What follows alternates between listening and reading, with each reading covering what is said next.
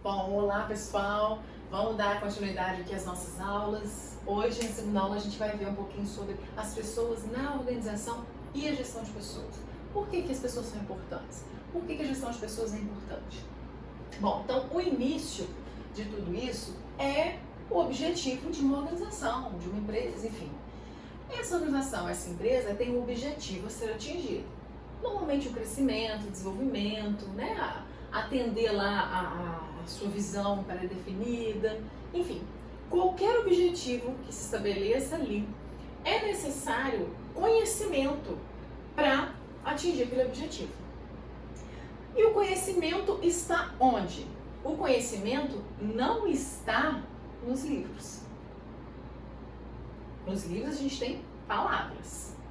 O conhecimento vai estar no processo que o indivíduo realiza diante das leituras que faz, dos aprendizados que tem. Ele que vai construir o conhecimento e colocar em prática esse conhecimento é que vai fazer com que as organizações atinjam os objetivos que elas possuem, né? Então, por isso, as pessoas são fundamentais dentro de uma organização. Não adianta a gente ter lindas cadeiras, lindas mesas, internet top, televisão top, se a gente não tem gente para movimentar isso, para dar vida a isso, para colocar isso a serviço do objetivo da organização. Então as pessoas são fundamentais para qualquer organização. E parece óbvio que eu estou falando, mas não é óbvio e muitos empresários não têm essa perspectiva e acreditam que a parte mais importante de uma empresa é o caixa, é o fluxo de caixa, é o financeiro e não as pessoas. Vamos refletir sobre isso. Então, quando a gente entende que a gente precisa dos conhecimentos para atingir o objetivo e que esses conhecimentos estão nas pessoas, a gente precisa também organizar tudo isso para que o objetivo seja atingido e não ficar pegando com ele. Qual o conhecimento que vai atingir aquele objetivo? Né? Quais conhecimentos? De que forma? Então, para isso, a gente precisa de um processo de gestão, de organização, de um controle, né? Então, tudo que significa aí essa ideia da gestão. Daí, então, a gente também tem a relevância e a importância dos recursos humanos. Essa responsabilidade da relação entre o empregado e a empresa, né? O indivíduo e a organização. Então, a gestão de pessoas, o RH, enfim, é a área, né, responsável por isso dentro da organização e, portanto, é também muito relevante juntamente com as pessoas e os conhecimentos que as pessoas possuem. E aí, depois disso tudo, a gente vai ver como que isso daí influenciou demais a questão das competências, né? Gestão por competências, enfim. E aqui eu vou explicar uma coisa. Vocês reparem que eu falo gestão de pessoas, eu falo RH, eu vou utilizar os dois termos na nossa disciplina, ok? Porque são os dois termos que eu utilizo no meu dia a dia. Existe sim todo um processo, né, histórico de desconstrução de recursos humanos, por entender que recurso está coisificando muito os indivíduos, né, naquela época do taylorismo, enfim, que a gente falava muito do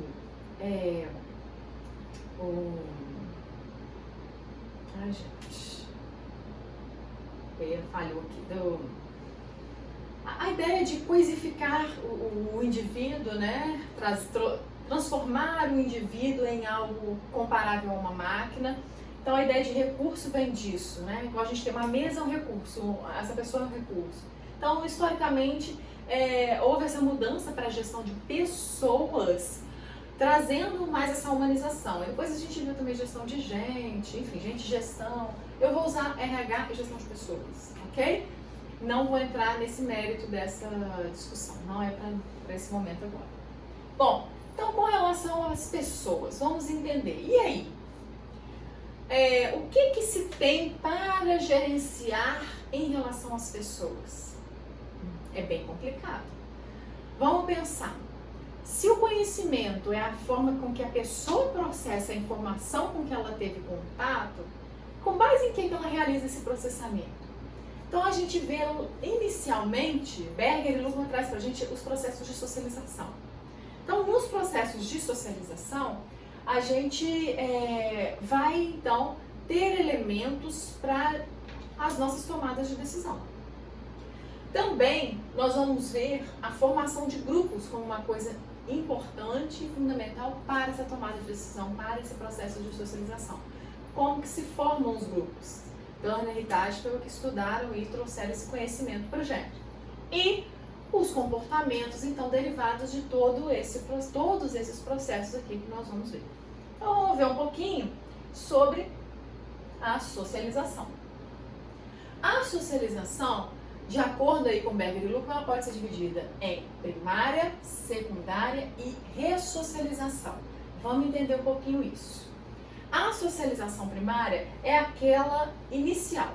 Então, os primeiros contatos da vida, os principais cuidadores, os valores e as crenças de base. Então, se a gente pensa, por exemplo, se eu fui criada pelos meus pais e meus pais têm uma mania de todo domingo ir almoçar na casa da minha avó. Então isso foi construindo uma base em mim, né, um valor em mim de domingo, dia dos avós, domingo, dia dos avós, domingo, dia... E aí quando eu vou crescendo, isso vai se perpetuando. Por quê? Porque se naturalizou para mim. Então o que a gente tem nos primeiros anos de vida, mais ou menos até os 7 anos, é o que vai ser natural para nós e que vai nos guiar para os próximos passos. A socialização secundária, ela traz essa mesma perspectiva de angariar valores, angariar crenças, mas não com a base familiar, com contatos secundários. Então, com a escola, com o grupo de amigos, com a empresa, né, com a organização em que eu trabalho. Então, a organização onde eu trabalho, ela é assim, importantíssima em termos de socialização secundária. É nela que eu estabeleço novos valores, novas crenças. E o RH sabe disso, a gestão de pessoas sabe disso. E precisa ficar atento a isso.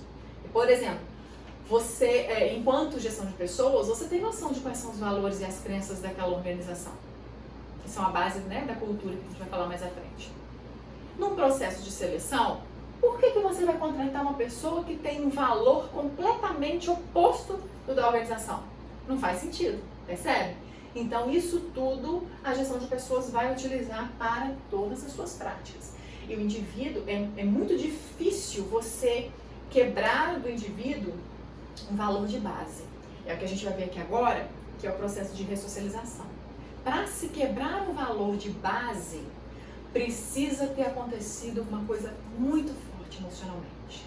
Por exemplo, nós estamos vivendo a questão do coronavírus, né, da pandemia. Isso foi um evento fortíssimo em questões emocionais, entre outras questões, né? Então, com base em eventos fortíssimos, a pessoa pode querer ressignificar valores de base. Um exemplo, as pessoas eu não acredito em Deus, eu fui criado sem acreditar em Deus, desde pequeno. Então, valor de base, não acredito em Deus, né? Ateu. Aí teve o coronavírus, um familiar meu pegou e aí eu apelei para Deus. Aí ele sobreviveu. Aí agora eu acredito em Deus. Então mudou um valor de base, que é o valor de essência que faz com que nós tenhamos comportamentos e atitudes que caracterizem a gente como nós somos. Tá? Então, esse seria o processo de ressocialização. É muito difícil, assim, em termos de empresa, a empresa gerar uma ressocialização no indivíduo é mais difícil. A ressocialização, ela se vincula mais ao âmbito familiar, que é onde tem um vínculo emocional muito forte. Então, onde tem vínculo emocional muito forte, entra o processo de ressocialização. A gente sabe que tem pessoas que têm um vínculo muito forte com a organização que trabalha, né? Mas só para a gente dar um exemplo aqui. Então é isso. A organização está na socialização secundária. Ela soma, ela traz para o indivíduo novos valores, novas crenças. Tá? Ela não elimina a primária, ela acrescenta.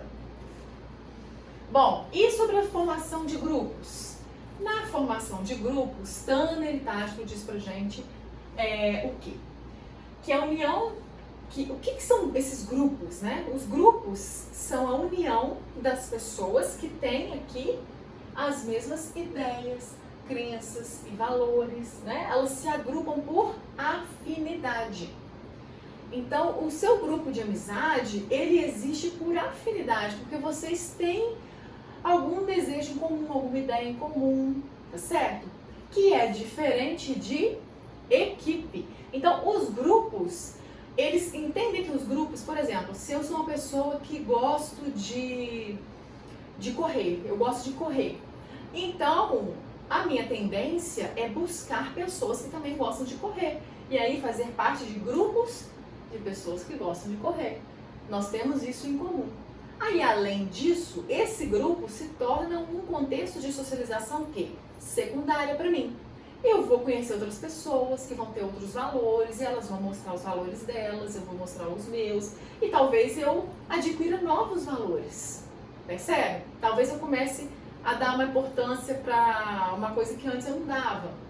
Então, esse convívio com os grupos também vão dando novos valores. Dentro de uma organização, a gente encontra ali equipes formadas, né? Além do grande grupo, a gente encontra equipes formadas. O que seriam as equipes? As equipes, elas já são aí uma reunião de pessoas com um objetivo a ser atingido, um objetivo comum, a ser atingido, comum e a ser atingido, tá certo? Então a gente tem que cumprir isso. Para cumprir isso, a gente, lembra lá no início, para cumprir isso a gente precisa de quais conhecimentos? Esse. Quem tem isso? Fulano, ciclano, beltrano, não. Então esse pessoal vai formar a equipe para atingir aquele resultado, tá? Então nisso, grupo e equipe são diferentes. Bom, e os comportamentos? Aí tem uma infinitude de coisas, né? O comportamento é anterior à atitude, então a gente precisa entender que todos esses processos que a gente viu antes, a formação de grupo, a socialização, esses processos, eles contribuem para o comportamento que eu vou ter e, consequentemente, para a atitude.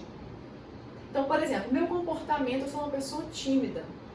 Então, se eu sou uma pessoa tímida, a minha atitude vai ser de pegar o microfone, subir no palco e falar ou ficar quietinho. A minha atitude vai ser ficar quietinho. Porque eu tenho comportamento de tímida, né? Timidez, assim. Então, para a gente entender essa relação. O comportamento, ele direciona essa tomada de decisão. Porque o comportamento está completamente infiltrado de todo esse processo de socialização e formação de grupos, que são os processos responsáveis por me direcionar na tomada de decisão. Então, com certeza, o meu comportamento tem coisas disso e com certeza a minha tomada de decisão é sempre pautada nas coisas que eu vivenciei, nas experiências que eu tenho, ou nas experiências que as pessoas que eu confio têm e me passam, percebe? Então, a tomada de decisão, ela se relaciona com isso. Os estudos de comportamento, o que a gente tem? Comprometimento, engajamento, motivação, satisfação de ver que é diferente, reação à mudança, qualidade de vida no trabalho, cultura organizacional, clima organizacional, liderança, equipe, percepção e por aí vai. Tudo relacionado ao comportamento. E o RH precisa ficar de olho em tudo isso. Olha aí, a missão da gestão de pessoas. Dimensionar e planejar as necessidades das pessoas com foco nas exigências e objetivos da empresa. Ou seja, é a metáfora que eu sempre uso. É a salsicha do cachorro-quente. O RH é a salsicha do cachorro-quente. Ele precisa tanto atender as necessidades dos indivíduos quanto as necessidades da empresa e estabelecer um equilíbrio ali. Essa é a intenção, né? O macro processo ali é isso.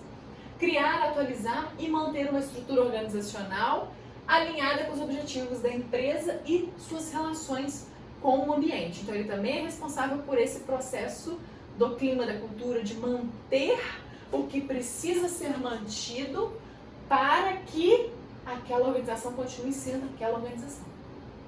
Atender às necessidades dos recursos humanos, né, das pessoas da organização e preencher todos os cargos e funções.